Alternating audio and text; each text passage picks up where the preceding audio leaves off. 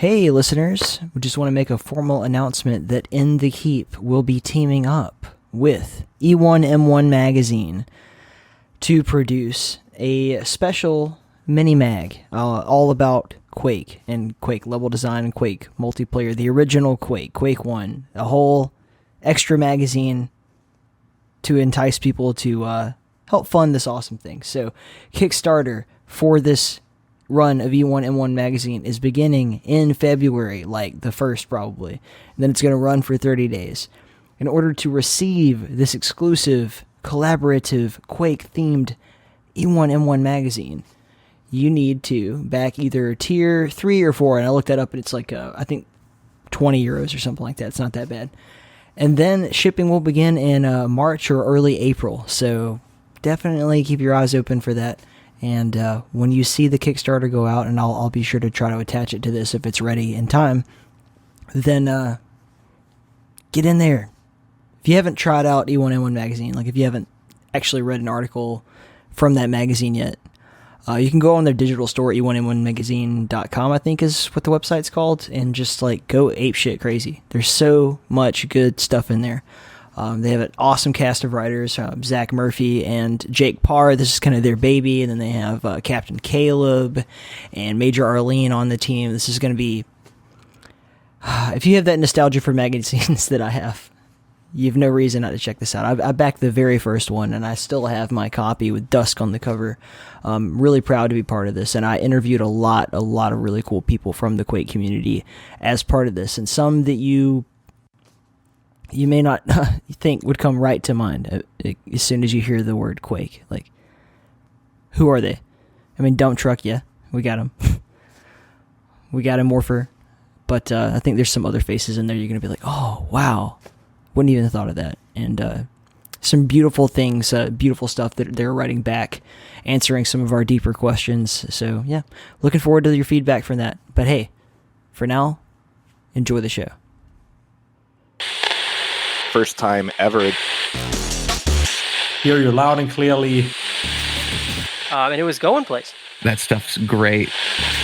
But the game is not a roguelike. Boomer shooter. Bang. Hello, this is John St. John, and you're listening to KEEP In the Keep, bringing you all the hits from the finest in the world of gaming and entertainment.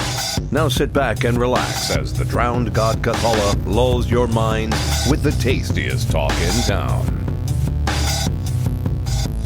Welcome to another chapter of In the Keep podcast. I'm your very own prophet of the drowned god, the Motherlode. The Keep is a collective of gaming enthusiasts compelled by the drowned god Cthulhu to frag and jib one another into oblivion for all eternity.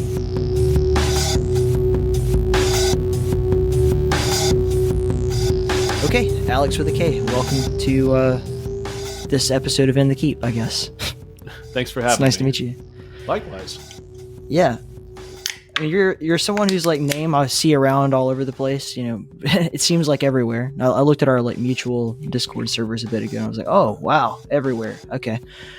And then, you know, I was working on this magazine thing with a Morpher, and when I read your responses to that, I was like, oh man, holy shit, I need to go check this guy out. So I had him send me, you know, your Bandcamp page and a bunch of stuff from all of the mods that you've worked on, and I started listening to it, and I was like, holy crap. I've been missing out, so here we are. Well, I'm glad you thought well enough of me to have me on, and yeah, I guess I have been making the rounds the past year or so. I haven't really thought about it in the moment, but yeah, now that I think about it, yeah, it's been a lot of projects the past year or so. Yeah. Do you know Sven, who also worked on Alkaline? He did a lot of the UI stuff. Patoing? Yeah.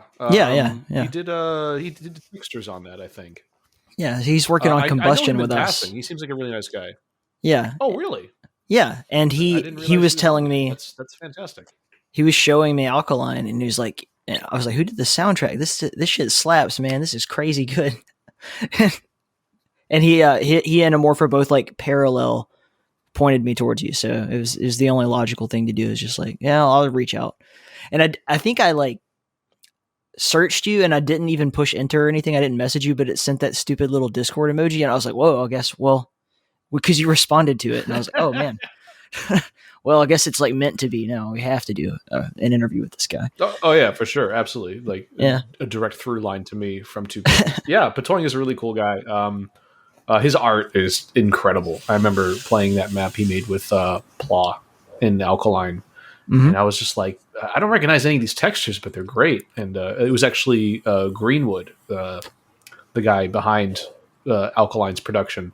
Yep. He was like, yeah, this is all Patoing's work. And apparently they had worked on some other stuff together in the past too. Yeah, he's super, super talented. Yeah. Usually when we finish working, you know, we're like, okay, let's just be bros and talk about whatever we want now. And then of course, you know, he's like, oh, check out all these textures I did for this map. And then, you know, and then he's showing us like the Bob Ross secrets and little things that he came up with or helped with. And yeah, it was really, Bob really Ross cool. Secrets? Yeah, there's a Bob Ross secret. There's a crate that you can walk into, and it actually says like I don't really know how he typed it, but he made numbers look like if you like read it the right way, it spells out Bob Ross on the secret box, and it's the only box in the whole room that has. I'm telling you. Any text that on was it. my phone. I apologize. Oh, it's cool. Yeah, don't worry about that. It was barely audible to me, and you know, if it blows the eardrums of our listeners out, it won't be the first time. Like I'd imagine anyone who's listened to all of our episodes is probably deaf by now. They just Fair put enough. it on out of habit. So. What's the connective tissue between Patoing and Bob Ross? Is he just a big fan? Like, I have no idea. You know, I really don't know. He he just thought it would be a funny joke for some reason. He'd have to explain it himself. You'd had to be there, I guess. I don't know. But they I'll be sure decided to ask to him about that next time I talk to him. Yeah, definitely do. Maybe I should just get him on and ask him myself. But no, he's great. He's doing a lot of really, really cool UI stuff that I have never seen someone work as fast and efficiently as he does. Like the guy is just mesmerizing to just watch a stream of him working all day. I can barely get anything done because I'm just staring at like the way that he makes fonts or the way that he like will adjust the fake lighting on one little part of a piece of UI that, oh wow, that looks amazing now. Like that made all the difference. It's really, really an art form that I had never thought about until getting into game development. You're not the first person that I've heard that from. Everyone I've talked to who's worked with Patoing is like, yeah, this guy is just he's a machine. He just does it and it works every time. Yeah, he came highly recommended. So it was really cool just onboarding him in the beginning because I realized that we had so much in common. Like he's talking about all this like really cool Quake 1 stuff he did. And he basically knew everyone that I knew and we just didn't know each other. It's, you know, it just happens sometimes. That's usually the case in the Quake 1 community. It's like you all hang out in the same circles, but like never directly connect. So when did the bug bite you? Maybe even before Quake? When did the musical part come? The music bug? Oh, geez. Yeah. I was a kid. Okay. About how old was I? I was 12 years old actually, and I was listening to Iron Maiden, "Peace of Mind." Oh yes, that was the first dude. vinyl I ever owned too. What an awesome And record. I just remember, oh man, it's amazing. Just about everything before, like everything Wicker Man and before, I think is fantastic from that band. I even like a lot of the stuff after Wicker Man to be completely straight. Even like Man on the Edge, like I love that song. I don't care. Even with it doesn't matter who's singing it. Even when they do it live with Bruce, it's still a great song. Like I can't take that stuff away. Man from on the them. Edge, it's a perfectly fine song. It just doesn't feel like Maiden to me. But yeah, no, it's not a bad song. Yeah, I don't know. I mean, when Bruce sings it, then it just sounds like Maiden. Even it's like, oh, okay. Well, it kind of mixes into the catalog really well, I think. And there's a few just kind of peppered in. Like over the years, they've, yeah. But Wicker Man, I'd say that was like the last really, really awesome one that I'd say I like everything from this era of Maiden back for sure. I think you're right. Fair enough. Yeah, I think that's the general consensus with them. Anyway, but yeah, just listening to that album, just listening to it, I was like, man, this is really cool. Like people can just do this. Like if you're good enough and you know what you're doing, like you can make noise and it sounds cool. Yeah. And I was just like, yeah, you know what? I kind of want to play guitar. I just want to give it a shot. My brother had played for a little while before me. He didn't take it terribly seriously, but there was a practice guitar in the house because he had used it years before, and I just picked it up and I just What kind of guitar was it? started Was it messing like a around first with it. act or? The equivalent of I think the brand was KAY, which is I think it was just another generic beginner brand. It was a cheap beginner guitar. Yeah, it had like a single bridge pickup. It was awful. We had the little like kid size starter first act acoustic guitar, and I think the beginnings of me learning how to play were really on that thing. Like I had figured out simple riffs like Smoke on the Water before my parents were like, "Oh, we should probably buy him a real instrument." Like, I think that's usually the case. Yeah. Speaking of first act, actually, I'm not sure how much you know of this, but when I was a touring musician, first act was trying to make the leap into legitimate guitar manufacturer. Mm-hmm. And they opened up a showroom on Newbury Street, or was it Boylston Street? There's a famous street here in Massachusetts, specifically in Boston. And they opened up a giant showroom there to like showcase like their high-end guitars. They were trying to get a bunch of artists to endorse with them. I as far as I know, that failed, but it was really wild to just watch them really, make an earnest attempt at changing their branding. What this professional was, guitar 15 player years ago. would want to be the guy who's like, yeah, I play first act? Like, who are the first few people you approach? I'm sure they. I'm sure they had a few back then. Honestly, I couldn't tell you. I'm thinking about it, and like, I guess if you're offered enough money and the instrument is built to your specs, why not take them up on it? And if it doesn't work out, you move on to something else, right? I don't know. I feel like if the opportunity was offered to me, I'd be like, yeah. I was like a poor touring musician at the time. I would have taken a free guitar, absolutely. I bet they could get the whole country music industry in like one foul sweep. You think so? Yeah, Toby Keith, you offer him enough money, and then Brad Paisley. I don't know. He's actually a serious guitar player. He may have some strife about it, but yeah, I think you could get those guys. People like that. Jimmy Buffett, Everyone's got a price. Yeah. I believe that. But yeah, I just got lucky. I stumbled upon some cool music when I was 12 years old and got inspired just out of the blue. From there, I got lessons mainly in jazz. My guitar teacher specialized in music theory and bossa nova jazz, so that's the majority of my background. That's so cool. Bossa nova. It's fun. Like stuff like Carlos Jobim and stuff. It's fun to play. I don't particularly care to listen to it. Not that I have anything against it. It's just not. Doesn't have the energy or dynamics that I'm looking for, but it's definitely informed the way I write music. My root progressions and a lot of my chord shapes are heavily borrowed from jazz, regardless of what kind of music I'm playing in that moment. So I feel very grateful that I had the opportunity to learn jazz because it's made me a better musician. I had the opposite where it's like I wanted to learn first and then later kind of discover jazz and developed an appreciation from there, but trying to add those techniques in post as opposed to having that kind of ingrained in you early as a musician, I would imagine can lead to a very different way of writing songs than what your typical agreed. Yeah. I wouldn't say one to. is right or wrong. It's just right. Yeah. It's just, you're going to get a different result. You're going to visualize music and your instrument differently depending on when you attain that information and in what manner. Right. I absolutely agree. Okay, so anyway, back to your story. Yeah, after high school, I said I want to give this a shot. I didn't go to college. I joined a serious band out of Boston called Therefore I Am. We played like 3 shows a night back when like local music was a thing. The Northeast, specifically Massachusetts, there were a lot of big bands at the time.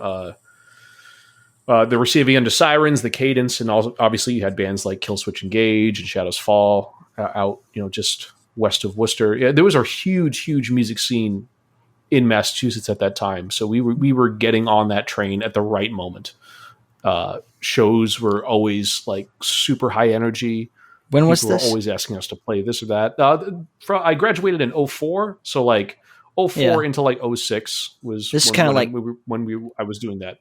after Hatebreed had kind of taken off and blew up the Northeast a little more, in the metal scene. Yeah, for sure. Yeah. Yeah.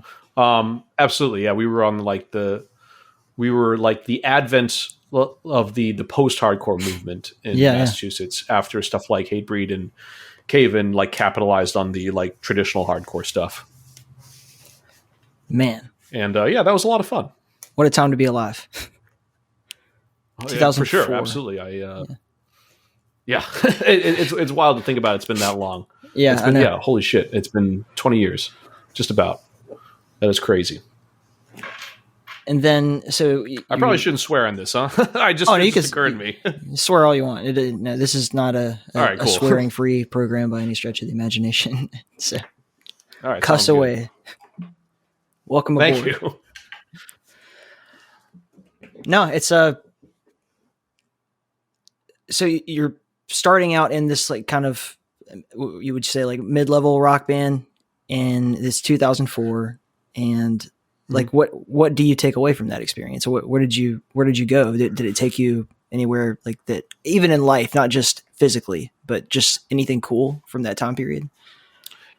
Yeah, well, absolutely. Yeah, I mean that time in Therefore I Am definitely informed a lot about how I approach music and the business now. I ended up leaving because I ended up getting really burnt out on it. But in my time in the band was valuable because obviously playing with musicians, especially ones of your caliber or better, make you better. And I met a lot of people. Most importantly, I met this gentleman. We'll use his first name only. His name is Chris. And he's a lifelong friend of mine now too. He actually recorded a bunch of our stuff. We were an up and coming band and he was an up and coming producer and engineer. And we worked on a bunch of songs and EPs with him specifically. And even after I left the band, he and I stayed close. And between now and my departure from Therefore I Am, we worked on a bunch of other projects together. We would, just hang out in general. And he's the one that actually really got me into music production and engineering outside of the purview of just being a musician. It was, I want to say about, how old am I now? Almost 10 years ago. I was working with him on a different project. We were recording and he was showing me a bunch of stuff that was happening in the music industry that he found fascinating. I was still very much in the rock, metal, post-hardcore camp, and he had moved on to more electronic music. He was working on a lot of trap step and dubstep at the time, and he was showing me, he figured I would have an interest in it, just from an analytical perspective of music. And we just, there was an evening in which we were in the studio and we just talked about it all night. He was showing me different things that he was working on, other bands he was listening to, and I was really just completely blown away and really fascinated by the things that were happening outside of rock and metal. Like I knew that these things existed. I just didn't understand to what degree they were evolving and at what speed. And it blew my mind that people were doing these things. And more importantly, they were doing it from the comfort of their homes on a computer. And that's what really got me thinking, this is something that looks fun and it's something I can do. So from those conversations, Chris, he helped me get a lot of software and just start working in Ableton and just, a lot of trial and error. I would say had I not spent the years that I did and Therefore I Am, I never would have met Chris and I wouldn't be where I am today. I owe that guy basically everything that I do and know now about music production. It's really wild, like how the people you meet along the way are so integral to your journey. Like when you kind of trace it all back. But yeah, there's a few people I could point at in the same way. Like, yeah, that was meeting that person changed the course of my life kind of thing. Absolutely. Yeah. I mean, in the moment, I guess it's hard to recognize, but yeah, when you look at the totality of your life, and you look at all the years in context with each other across a much greater timeline as opposed to just the past 6 months or the past year. When you look at it in like the past 2 decades, there are a handful of people usually that stick out, and it's clear that their influence is felt in just about everything you do. So at this point, you've gotten into electronic music and digital. Music creation, for lack of a better term, but then how do you get from there to your latest stuff is extremely different. Like when I go back and I listen to a few tracks off of your record, or I don't know if it's a record or an EP really, but Tiger Eyes, right? Mhm. And I hear that super electronic, almost dub sort of thing in there. In a track like Paranoid, I think is the one I was listening to on my walk earlier, actually. And then to, the Alkaline soundtrack, which is just dark and ambient and really not all that musical, to be honest. It's a little more chaotic, which is, I'm sure, why Amorpher, like when he gives me the thumb of approval, I'm like, okay, of course, yeah, it's got to be good. But yeah, so how did you make that transition? Like that's a long way from your roots as a jazz slash rock metal guitar player or whatever. You are not incorrect, but it is fair to point out that there are many years between the Tiger Eyes EP and the Alkaline stuff. It's 2016, right?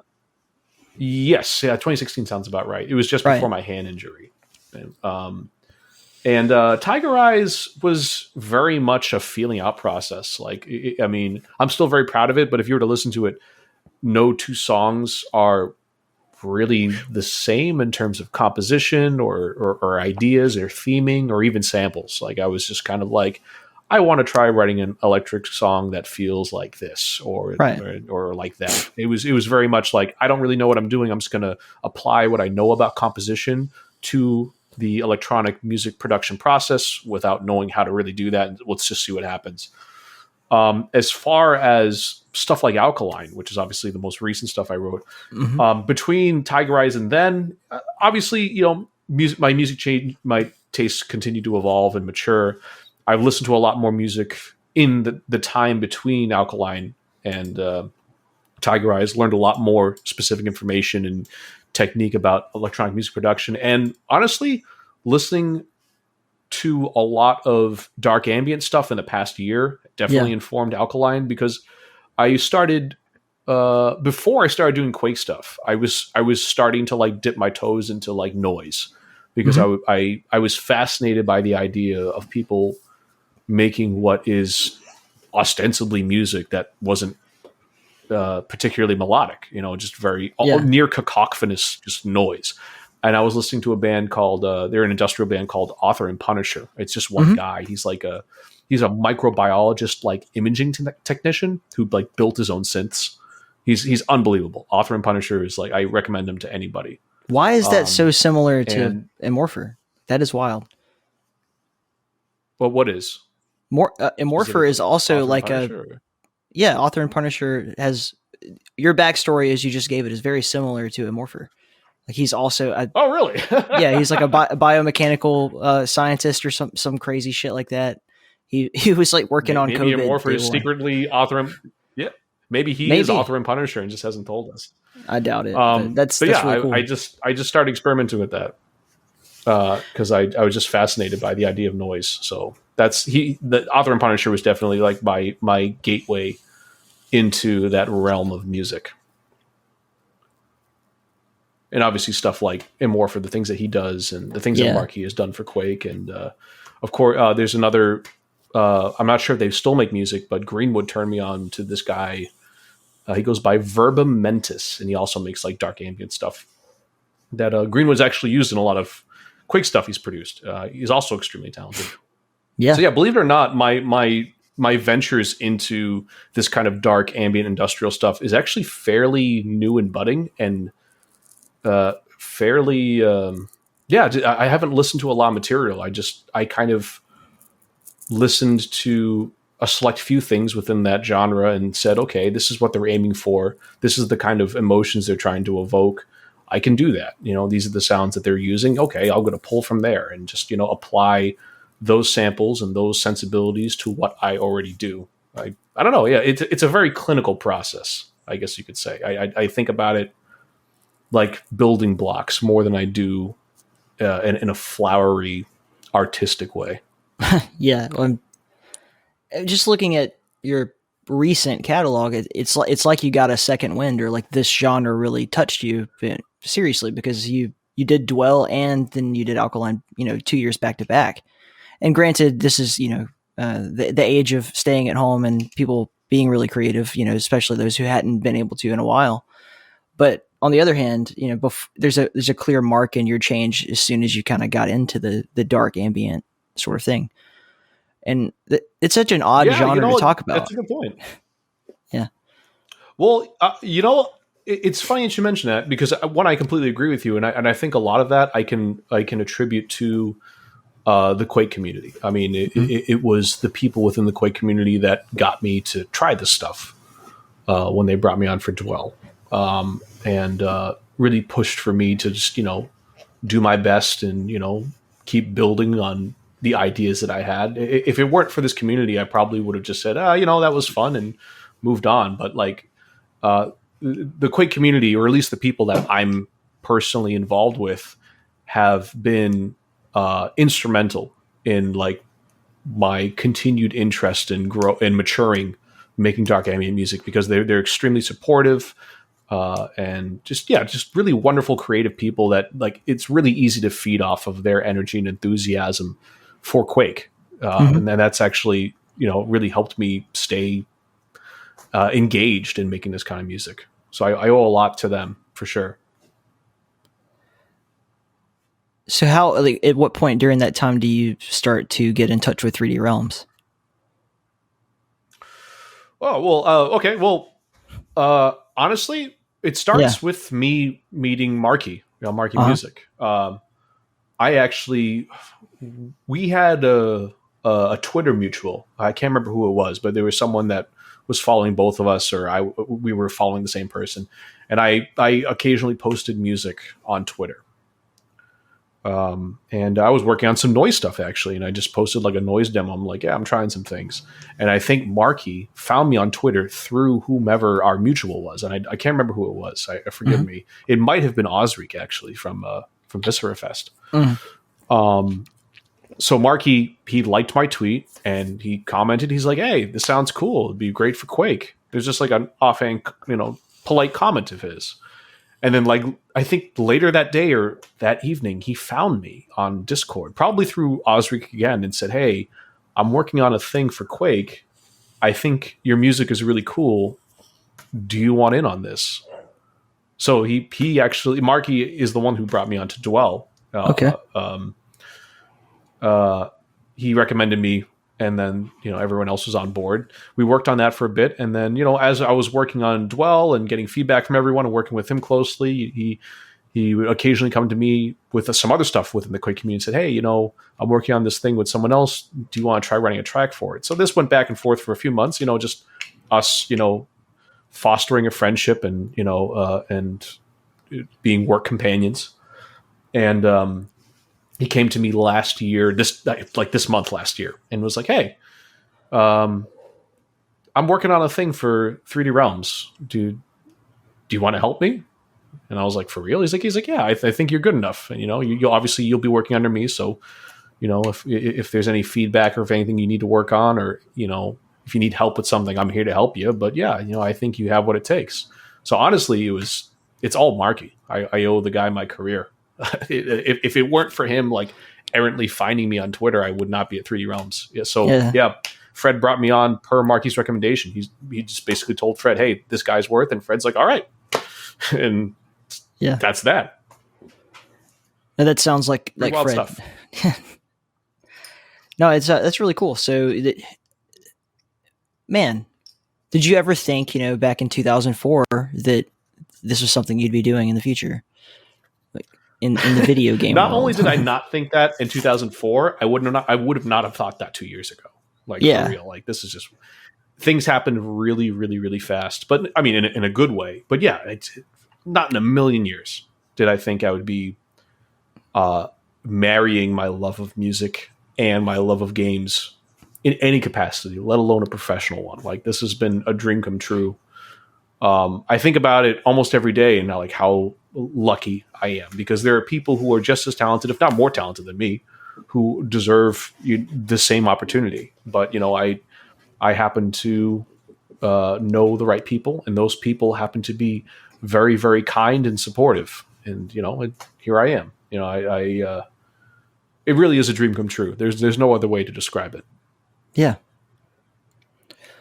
So at this point, what would you say are some of your musical interests? I definitely can any time it has to do with the Quake community, I'll be like, yeah, I can really hear the Trent Reznor, Atticus Ross, influence. But other than that, like, what's going on in your head?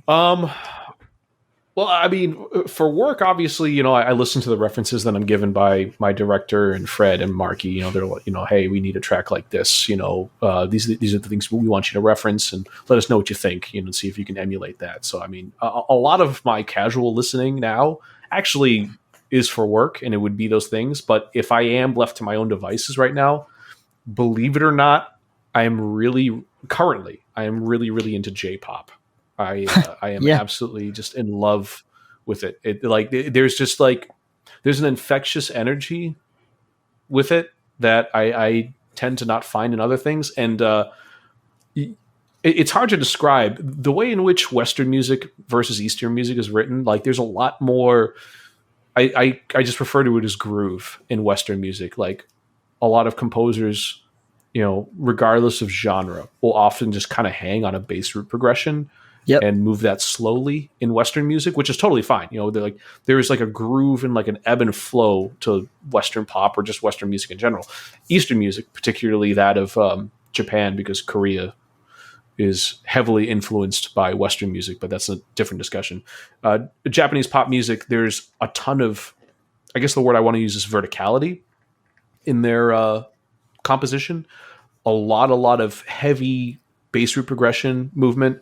They use a lot of modes that aren't common in Western music, and it's just it's just as good, not worse, not better, just equally as good in very, very different ways, and in ways that I personally am not as well versed. So I find it really, really fascinating when I hear Japanese composers use these techniques and modes and write in a way that is just completely foreign to me.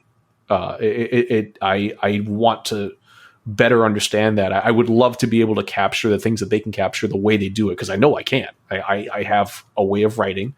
It's very in line with Western composition. So yeah, it's just really, really cool to me. That is very fascinating. Like, just the idea of J-pop in any way influencing the sounds that I hear come out of the speakers when I play your music. But yeah, that's really cool. Yeah, well, I mean, good music is good music, no matter where it is, or how it, what feelings it evokes. True. But as far as the stuff that you've heard, I mean, yeah, outside of Atticus Ross and Trent Reznor, obviously, I listened to a lot of Alexander Brandon, the guy who did the original Unreal and Deus Ex. He's super, super talented. He recently did something. Yeah, right? The people who worked on the new. Brandon? Did he? Yeah. There was like a big. Oh, if he did, I missed it. Hold on, I'll find it. You keep talking. I'll shout it out as I find it.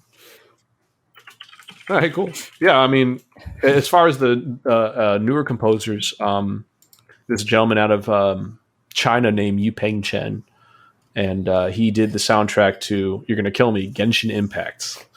No way. That game being as divisive as it is, I recommend everyone listen to the soundtrack. It's nearly 7 hours long. It's all original music written by him. He performed half of it with the symphony in Asia and the other half of it with the symphony in England to better evoke the sensibilities and tones and voices of those regions, depending on where you are in the soundtrack and where you are in the game. So yeah, the Genshin as a game aside, the soundtrack is like this incredible feat of just genius and ambition that I think anyone should like. You can just listen to it outside of the purview of the game, and it's amazing. I can't begin to describe how incredible it is. And as far as other music goes, I mean the new Deus Ex games, Human Revolution and Mankind Divided, those soundtracks are fantastic. I think Michael McMahon wrote for both of them, and there was a second composer for Mankind Divided, but he did most of the work across both games. And there's a gentleman, I can't remember his name, but the gentleman who wrote Tenet, the film I think came out last year or the year before, Markie actually turned me on to that soundtrack because it is wild. It is just like this incredible, punchy, urgent and like anxiety inducing like mix of like synth and symphonic sounds. It is just incredible. It heart pounding stuff. And it's so amazingly, not only is the composition really, really strong, not only is it written really well, but it's produced perfectly. The instruments picked for every single part, whether they be a real instrument or a synth, it's perfect. Tenet, whether or not you want to see the movie, you got to listen to the soundtrack. It's incredible. So I found what we were looking for. Alexander Brandon, the thing that I was thinking of was that he was in Wasteland 3, but he was just a voice actor apparently, which I did not know he did. Oh, really? I didn't know he did voice work. Yeah, that's wild. Yeah. I remember, I can't remember what it was, but there was some interview that I'd heard, I believe the creator of Wasteland talking in, and he mentioned Alexander Brandon. That's probably why that came to mind. But yeah. But yeah, there are lots of really interesting scores to movies that stand alone outside of the movie themselves that are just really worth listening to on their own. Like John Carpenter comes to mind in a huge way. And then, I mean, who else would I think of? Definitely Trent Reznor and Atticus Ross's soundtracks. I've listened to the Social Network soundtrack probably 10 times more than I've seen the movie. Maybe far more than that. Likewise, that soundtrack is absolutely. I mean, the movie's great too, but Trent and Atticus's work on films, while Nine Inch Nails is amazing, their work on films has been like transcendent, in my opinion. Oh yeah, I think it is some of Trent's best work. The man can literally do anything. Did you know he produced the new Halsey album? No. I had no idea. That's just wild to me. Yeah. I found out as the album was coming out. Cause it's just, she's a famous pop artist, news comes out that Halsey's releasing a new album. Everyone's like, oh, okay, cool. It's produced by Trent Reznor and Atticus Ross. Everyone turns their head. They're like, are you kidding me?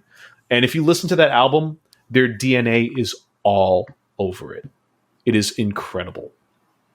It's this, it's a really unique mix of, just typical strong traditional pop sensibility with that kind of unnerving undertone of Trent stuff. It makes sense. It's music, but there's something slightly like uncanny about it. It makes you feel a little bit uncomfortable. It's kind of genius. I highly recommend you check it out if you're a fan of Trent and Atticus. He's a really fantastic composer in anything you put him in. Like he did a Saul Williams record, which is ostensibly like an almost slam poetry rap album, and it's Trent producing the whole thing. And it's amazing. I mean, he can do hip hop, he can do movies, he can do games. At least one. So it makes you wonder though, like why not do more games? My guess is, knowing him, he's so huge he can name his price. It's probably at this point, it's probably just a lack of interest. I obviously can't speak for the man, but I did catch an interview with him about film scoring recently. Sometime last year, in which he talked about getting into film scoring and what drew him to it. Apparently, it was just like the idea of it or the act of doing it was just such an otherworldly challenge to him that he found like extremely attractive. He's like, I've never done anything like this. I don't even know where to start.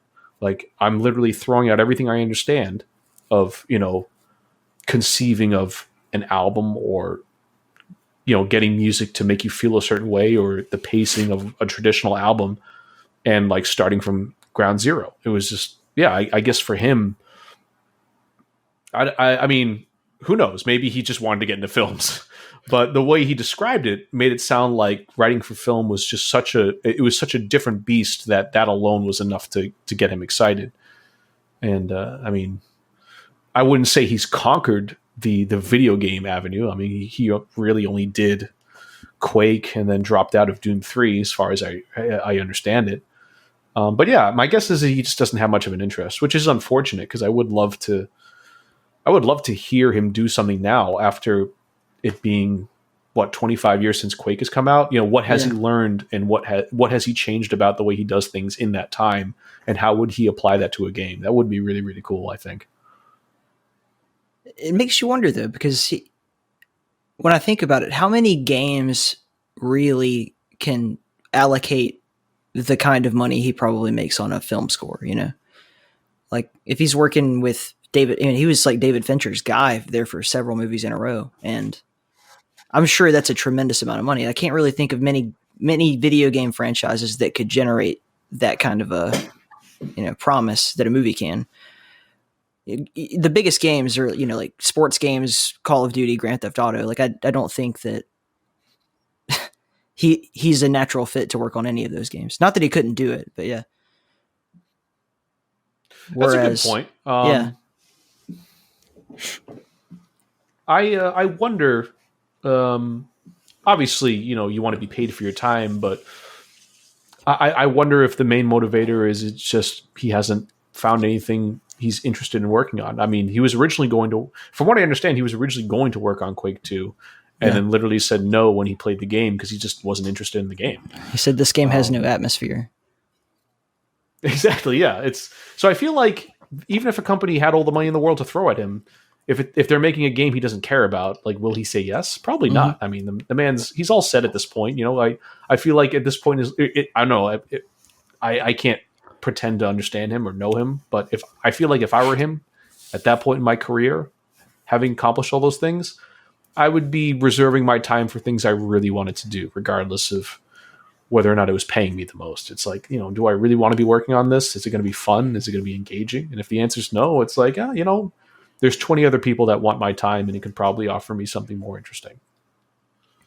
So, yeah, my guess is I would hope that it's because he has no interest rather than isn't getting paid enough, but who knows? Yeah, I think you're probably right. I mean, he seems like he kind of does whatever the hell he wants. I don't know how much money he made off that Halsley album, but maybe it was more or less than the girl with the dragon tattoo or something like that. I'll never know. It was probably marginally less, for sure. Yeah, a lot. So yeah, that's just, I've talked myself in a circle now. I've proven myself probably wrong. Well, I mean, sometimes talking it out is how you come to conclusions, True. So from your point of view, if you had that kind of freedom that Trent Reznor has to choose and pick anything you wanted to do, what are some of the things that you would like to do as a musician? Oh, wow. Well, specifically within the realm of writing for video games, or just in general? Anything you want. Like, if you could score for David Fincher movies, like, would you want to do that? Or would, what are the kind of things that you would do with that kind of freedom? Man, your musical bucket list, if you will. Musical bucket list. I want to finish. I had a solo project that I've been doing for many years called Tanuki, or Tanuki Suit. I would probably want to do one last EP for that, just to close it up, because I kind of left it. I was working on one, and then the pandemic hit, and I just put it on the back burner ever since. But I hope to get back to it and just finish it out. So I definitely want to do that. I'd love to do an instrumental metal album. I'd love to. If a Quake game ever happens, I want to be the guy. I know I won't be. There's people who are way better than me and bigger, high profile. But if someone said, "Here, write a soundtrack for Quake," I absolutely would take them up on it. As far as films, I like David Fincher, but if I had to pick a director that I would want to write for, maybe Denis Villeneuve, the guy who did Arrival and Enemy, and the new Dune movie. I can't believe that wasn't the first one that came to my mind. Yeah, but I'm a big fan of Villeneuve. I would love to write a score for one of his films. Didn't he do the new Blade Runner too, 2049? Did he? If he did, I really missed out on that, because it's not coming to mind when you say it. I can look it up for you. But I love that movie. You got to see that movie. It's incredible. I did see the movie. I just don't remember who directed it. It didn't even occur to me to think about that. Yeah, which is sure odd. He's an incredible director. It's interesting that you gravitate immediately towards these sort of like bigger, more epic sci-fi fantasies, whereas a lot of people would have said, like, I don't know, I want to work with like Ari Aster, or I don't know, Tarantino. Like, depending on like which route you go personality wise. Like, do you want to make horror movies? Do you want to make epic sci-fi adventure movies? So do you want to be the guy who for me, writes the it's, classical score to some shitty movie that no one ever remembers? Like, No, that's fair. I mean, yeah. I guess the reason why I pick Villeneuve is like a lot of his films, even when they're not epic in scope, I feel like the tone and pacing of his films really do lend themselves to like some like really like evocative synth use. And I would love a chance to like reuse like really big synth pads and like cool like arpeggios and like soaring leads. You know, I'm just thinking like, what do I like to use as a musician when making music? You know, and what would give me the best opportunity to do that? I like nothing against Tarantino films. I could never write music for a Tarantino film. Like I wouldn't know where to start. Like No one really can. You know, like, He just pulls tracks from other soundtracks or just songs from his record well, see, collections. there you go. Yeah. He literally like I don't think he's ever had a composer on a film. Oh, see, case in point. Yeah. Someone Yeah. like Villeneuve for me would like he would inspire me to like write for his film. Like watching his films would absolutely like pull things out of me as a musician, and I'd be able to write to it in a way that I couldn't for other directors. Directors that I don't think less of. It's just, they don't inspire me the same way. I think I would have loved to have worked in any capacity around Stanley Kubrick just to witness him being whatever he was. Like, that kind of thing would be really cool.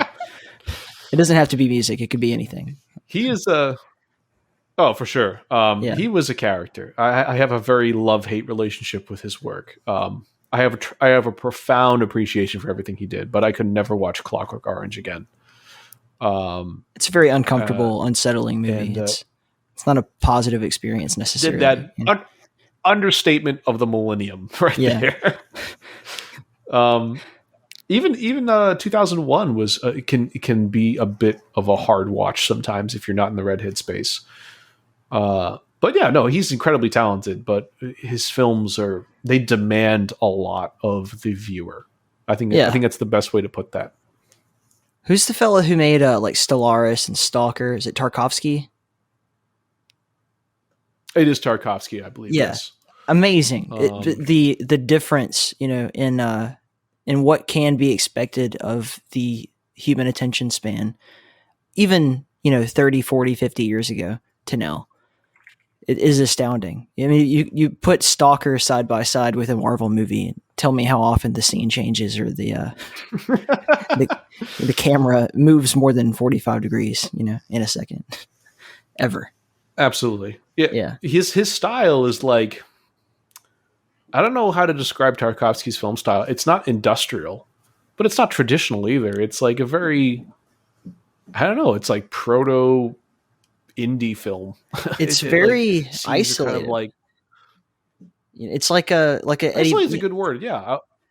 When you have a musician who learns the guitar completely on their own, like your Jimi Hendrix versus someone who's classically trained and given lessons and that sort of thing. You kind of evolve. I totally your own know what style. you mean now. It's like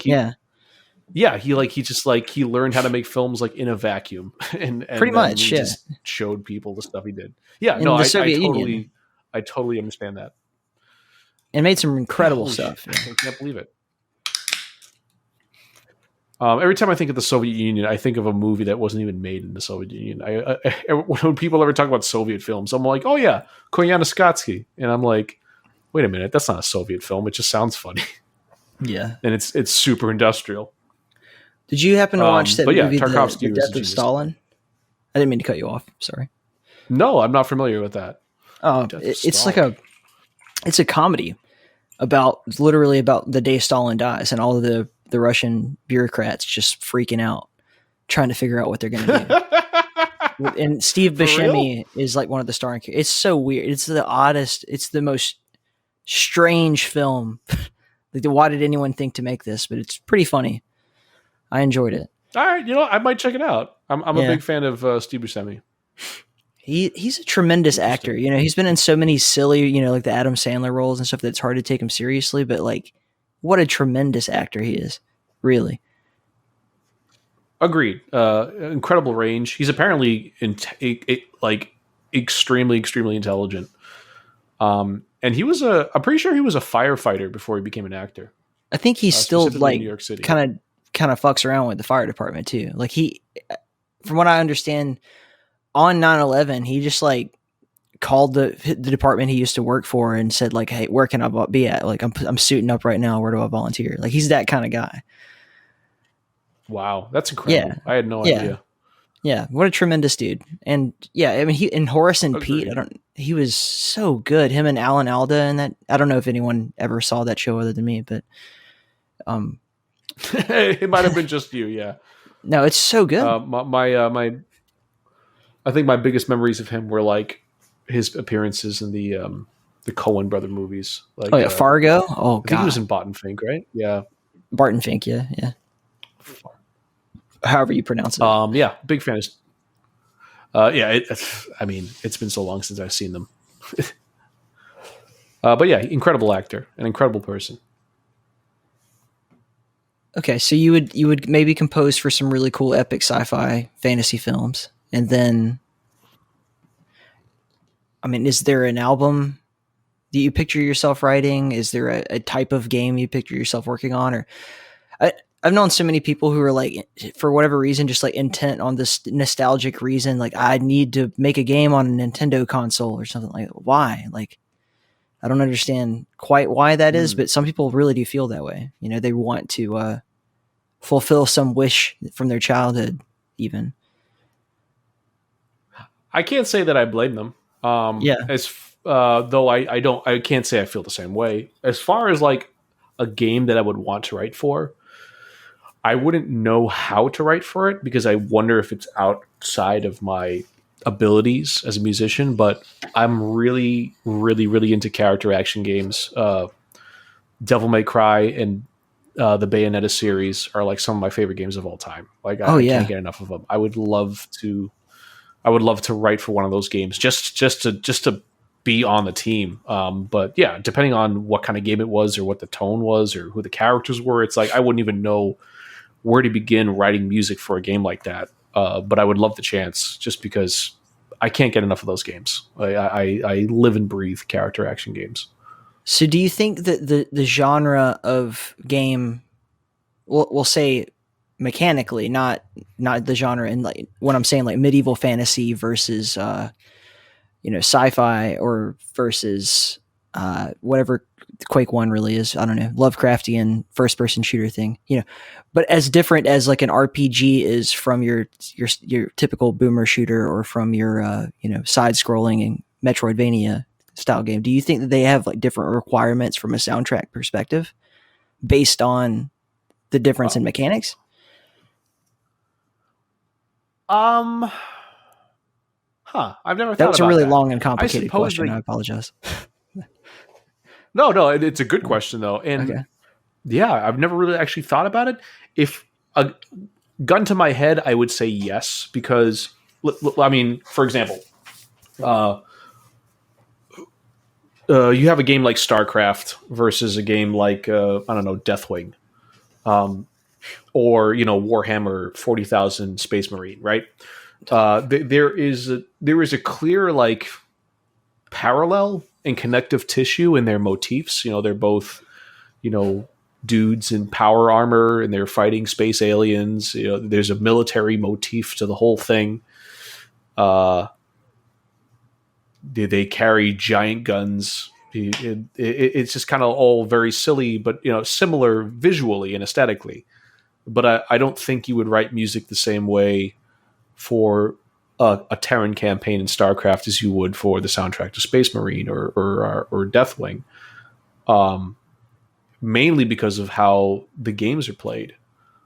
Even though visually the aesthetic is similar, it's the gameplay ultimately that I feel really dictates pace and the way in which a player is meant to feel while playing it.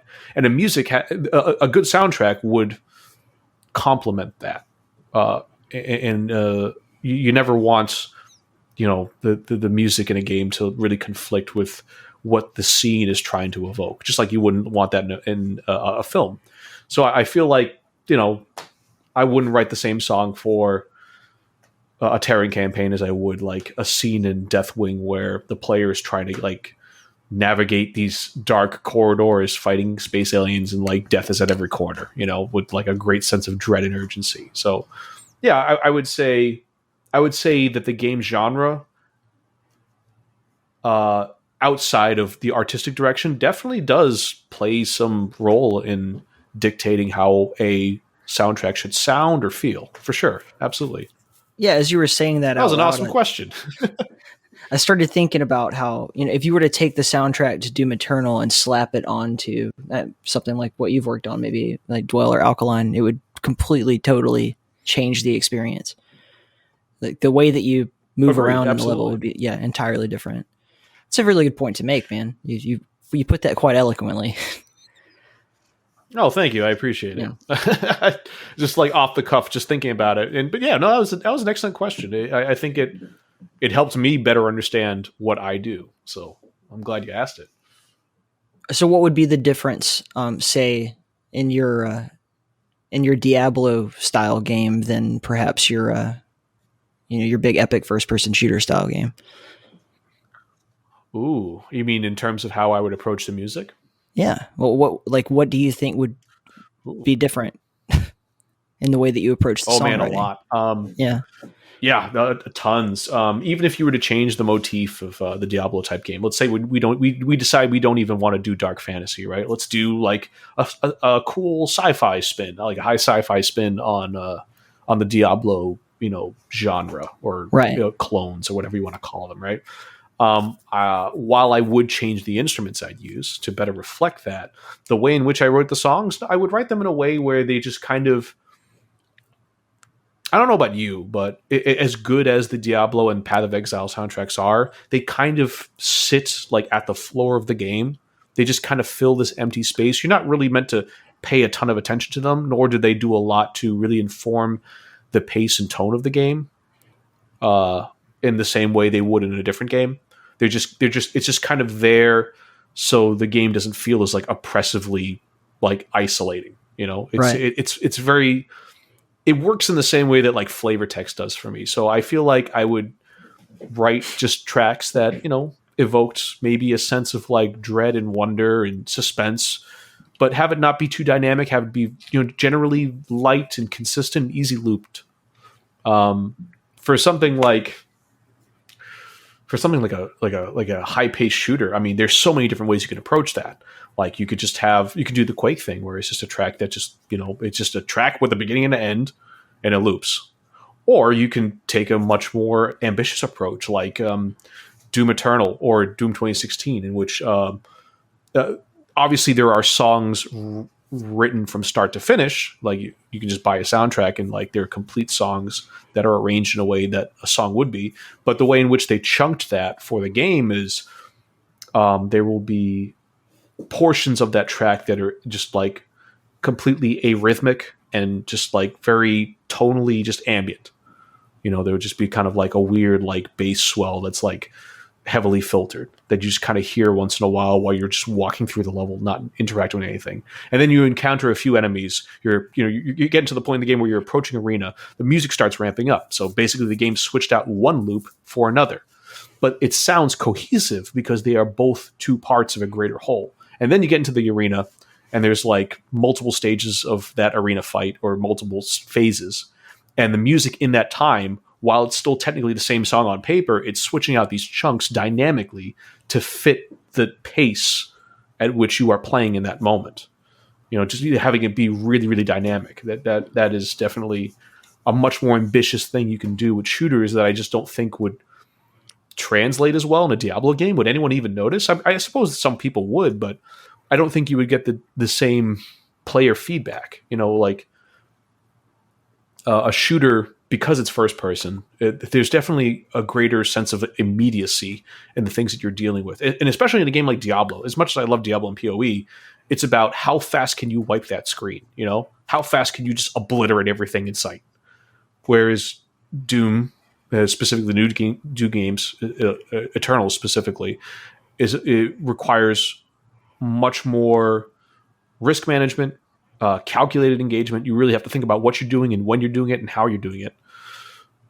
So there's definitely a greater sense of anxiety and urgency. And I think the dynamic music model that they use really elevates that. So yeah, as far as writing for those two genres, my approach would be wildly, wildly different. And I definitely have one concrete approach for Diablo stuff. And as far as shooters go, depending on what you want to do with that shooter, you can take it in so many different directions. There's an Forgive emphasis. me if that was a really long-winded answer. No, that's the whole point of doing a podcast and not like a magazine where it's fair point. Yeah, is to kind of get that extra layer of thought behind, a lot gets cut down in the process of responding to a question through text. You know what I mean? Like you second guess a lot of what you're going to say, but there's so much more information going on in there. And that's just what makes it to your, beyond your lips, essentially. But good point. Yeah.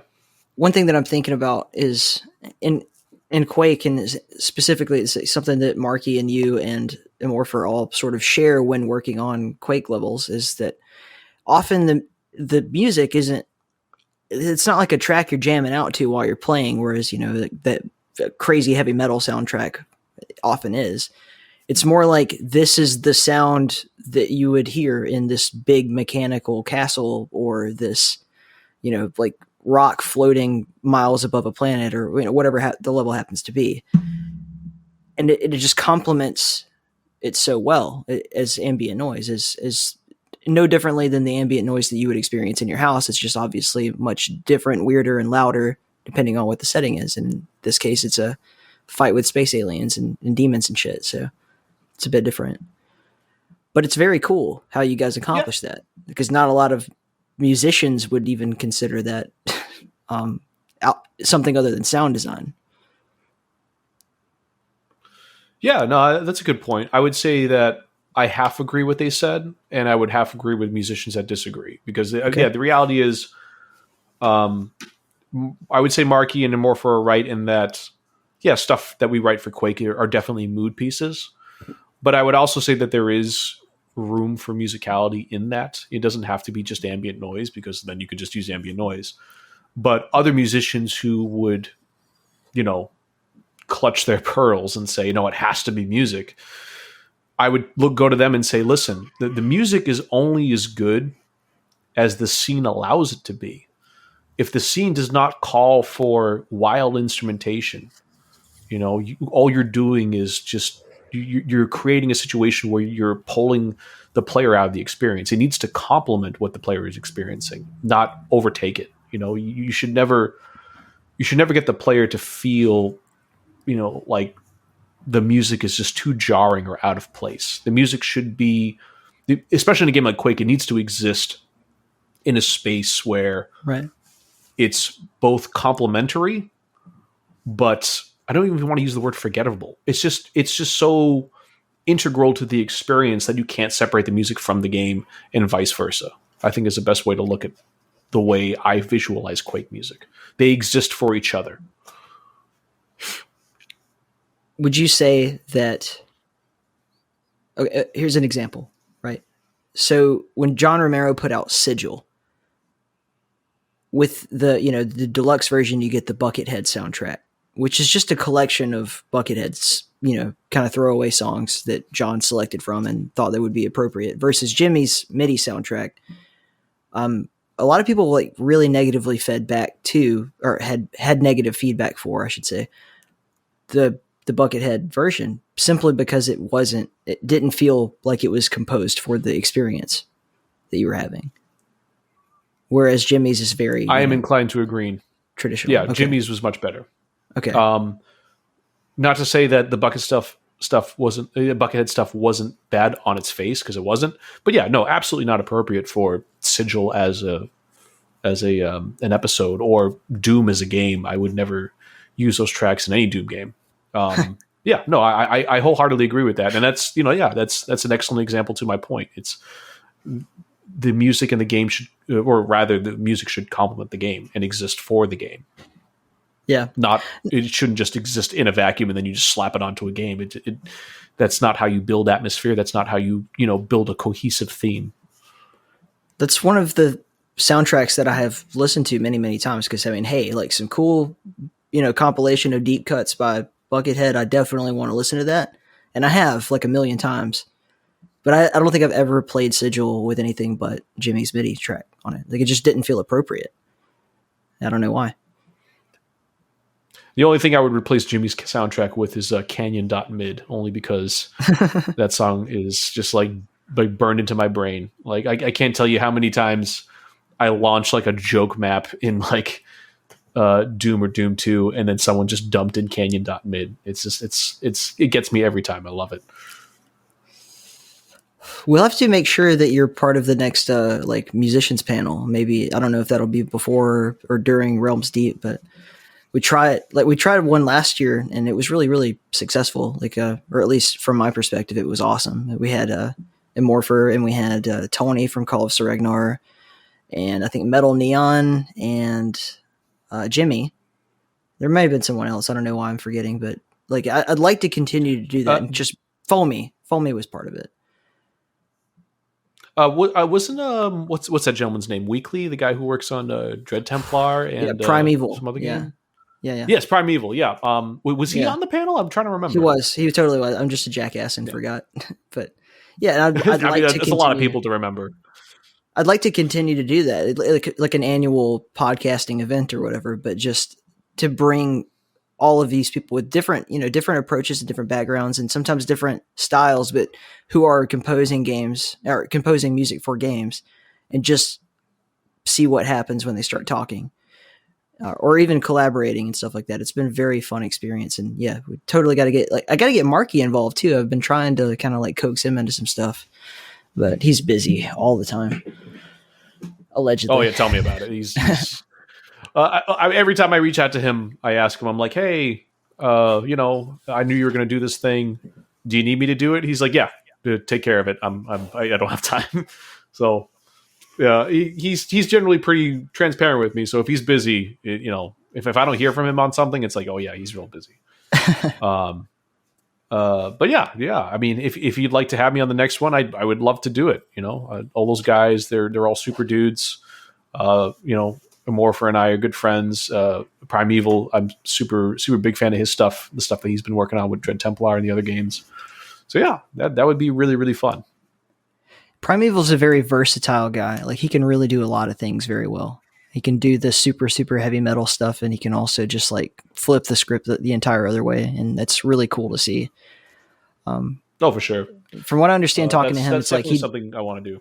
Yeah, he comes from a strictly keyboard kind of background. Like, he doesn't have a lot of background like playing the guitar or anything. So the way that he writes for guitar on the piano is surprisingly does a very good, I'd say, mockery, or not. It sounds like a negative word, but you know what I mean, like a rendition of what it actually sounds like when someone plays the guitar. Yeah, that's a good word for it. My bad. But yeah, he just does so good. That's actually like. That's pretty wild. That's like the exact opposite of me. Like, I come from metal guitar, and now I write like string parts and like piano parts. So yeah, we're like the inverse of each other. That's crazy. Yeah. All right, man. Well, it's been really, really cool. Like, kind of just taking this hour or so to get to know you, and I hope that we can do this again. I hope to have you as part of the next musicians panel. I'll let you know. I'll definitely like put you in the group, and when we get it going, we'll have it happen. Absolutely, man. This was a lot of fun, and thank you for having me. And yeah, whenever you get that rolling, if it happens to be on a day that I usually can't make it, if you let me know in advance, I will make arrangements. I'll move things around. I'll make sure I can be there, because yeah, that sounds like it would be a lot of fun. Yeah. Thank you very much, Nick.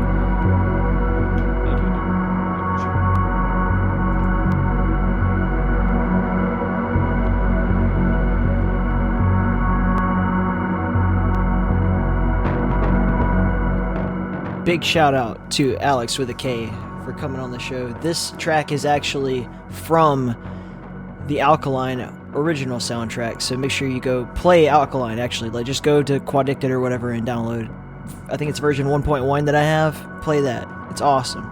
And Dwell. and everything else that you see Aleks with a K put his name on. Thank you so much to him for being an awesome guest. And I don't know, kind of touching a nerve just in how deep music really goes, and you guys know how much that means to me. So listen to some of his. Also want to give a big shout out to everybody who supports the show. Shannon, Bridge, Anthony, Mike, Zan, Fred, Brandy, Jack, Robert, Graceless Dragon, Red Eyes, Brad, Dots, Moose, Paul, Flambeau, Igrek, Simon, and Morpher. Thank y'all so much for the support. If anybody out there is listening, like, how do I get my name read on the show? That sounds cool for whatever reason. These people are all supporters on Patreon. And Igrek, Simon, and Morpher obviously donate a lot of music to the show, so they've always been super cool. But yeah, definitely head over to inthekeep.com. You can even see our merch store. It's there. I'm telling you. I will say this. Usually, all of our supporters get episodes early, and I have been really slacking on that front. Like the last 3 episodes I have put together the day before, so I'm doing my best, but I am gonna get back on track soon. So look forward to seeing some really badass episodes. I'm thinking I'm gonna get this next one recorded like real freaking soon with Bridgeburner, so I intend to have that out at least a few days early, God willing, but we'll find out. Anyway, I love you. The Drowned God Cathala loves you. And until next time, stay in the keep.